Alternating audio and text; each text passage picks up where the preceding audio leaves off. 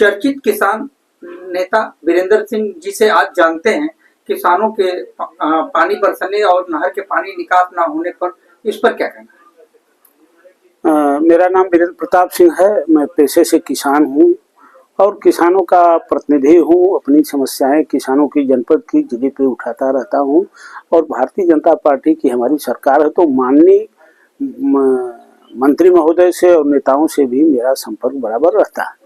देखिए, हम खेती करते हैं, हमारा सारा जीवन का प्रत्येक क्षण खेती में बीतता है और जो भी हमारा विकास हो चाहे जो भी हमारा विनाश हो, खेती पर ही निर्भर।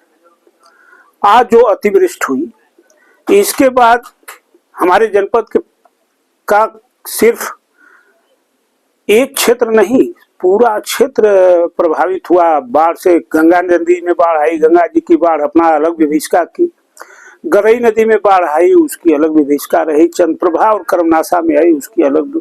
सारे क्षेत्रों को लिया। इसके बाद जो 24-36 घंटे अनवरत बरसात हुई, वह सारे वाटर लॉगिंग इलाकों को नष्ट कर दिया। हमारा सकलडीहा तहसील लगभग कुछ क्षेत्रों को छोड़ करके पूरा क्षेत्र तालों का क्षेत्र है। हर गांव में विख्यात ताल है।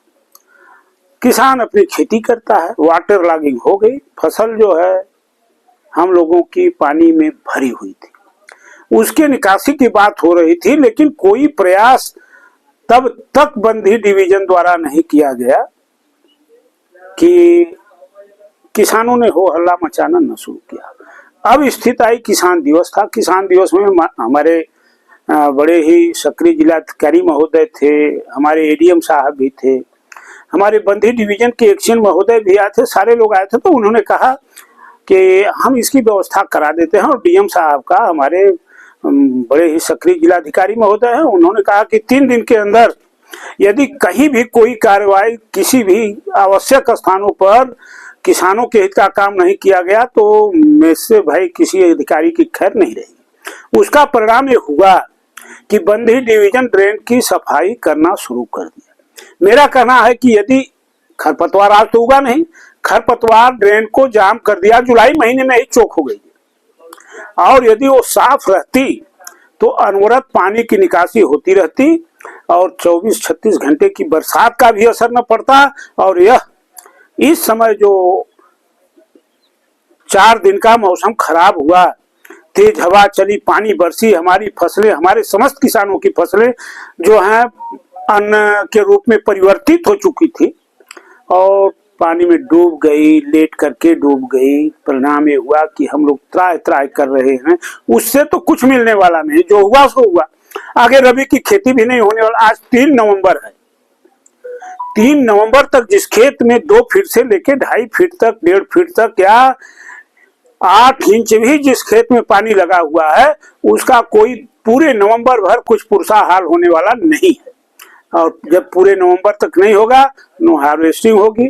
हम लोग तो ये सोच रहे थे कि यदि पानी निकल जाता तो लेबर इतने महंगे हैं, जो हम लोगों का धान खेत में तो सड़ जाएगा, जिसपे 2 फीट 2.5 फीट है, बालियां अधपक्की हो गई थी, पूरा हेंगा दिया गया है। तो हम लोग ये सोच रहे थे कि भगवान ये निकल जाता, मौसम साफ कर देते तो हार्वेस्टर से खेत की सफाई करा देते हम, लेकिन वो भी अब संभव नहीं क्योंकि हार्वेस्टर चलेगा नहीं। यदि प्रकृति ने साथ दिया और बंधी डिवीजन के हमारे जो यही वगैरह है लगे हुए हैं तो हो सकता है, लेकिन मैं बंधी डिवीजन के लोगों की एक बात समझ में नहीं आती है। और बीच में ऐसा व्यवधान पड़ा कि किसान दिवस भी बड़े लंबे अंतराल के बाद हुआ, हम अपनी बात कह नहीं पाए। तो हम ये कहते हैं कि हमारे ये जो सरकार है, भारतीय जनता पार्टी की सरकार, तमाम योजनाएं चलाई। अभी ये जो घोषणा हुई जिलाधिकारी महोदय के द्वारा, घोषणा हुई सरकार द्वारा, माननीय आदरणीय मुख्यमंत्री महोदय के द्वारा घोषणा हुई कि आप किसानों के नुकसान का सर्वे करके अति शीघ्र हमें रिपोर्ट दें। तो इसमें तो सरकार केवल राहत दे सकती है। यदि 3,000, 4,000, 2,000 रुपए किसी किसान को राहत मिलती है तो बहुत बड़े मायने नहीं। हमारी खेती में जो नुकसान हुआ है, खेती हमको करने के लिए जो आवश्यकता है, किसान का क्या है, धोती की धुलाई टोपी और टोपी की धुलाई धोती। गेहूं बेच करके धान की खेती, धान बेच करके गेहूं की खेती, तो धान तो रह नहीं गया, हम गेहूं की खेती कहां से करेंगे। तो हम ये मांग करते हैं अपने जिलाधिकारी महोदय से और अपनी सरकार से कि यदि किसानों का हित चाहते हैं तो जिन जिन क्षेत्रों में बाढ़ ग्रस्त क्षेत्र है वहां के किसानों का उनके रकबे के अनुसार मुफ्त में बीज उपलब्ध कराया जाए और मुफ्त में खाद उपलब्ध कराई जाए, और जो राहत का पैसा आप देंगे वह कम से कम हम डीजल भरा करके ट्रैक्टर से जुताई करके आगे की फसल की खेती कर लेंगे तो हमारे किसान भाई पर लोड नहीं पड़ेगा। क्या आपकी बातों को जिलाधिकारी महोदय मानेंगे?